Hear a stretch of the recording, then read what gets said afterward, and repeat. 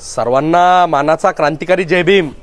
Doctor Babasaheb आंबेडकरांनी इतिहासात सगळ्यात मोठा सत्याग्रह 2 मार्च 1930 ला केला, काळाराम मंदिर प्रवेश सत्याग्रह।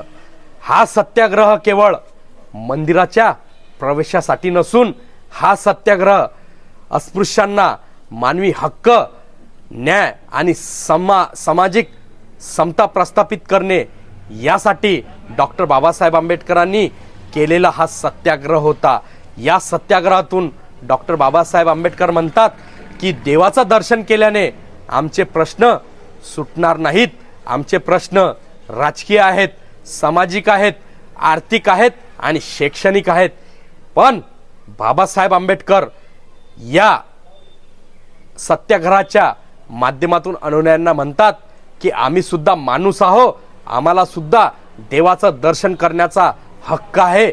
यासाठी बाबासाहेबांनी केलेला हा इतिहासातला सगळ्यात मोठा काळाराम मंदिर प्रवेश सत्याग्रह होता। माझा भीम त्या मंदिराची पायरी चढला नसता तर नाशिकचा काळाराम ऐतिहासिक झालाच नसता।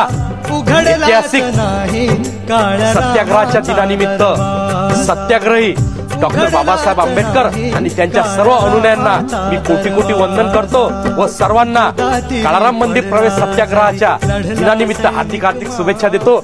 जय भीम।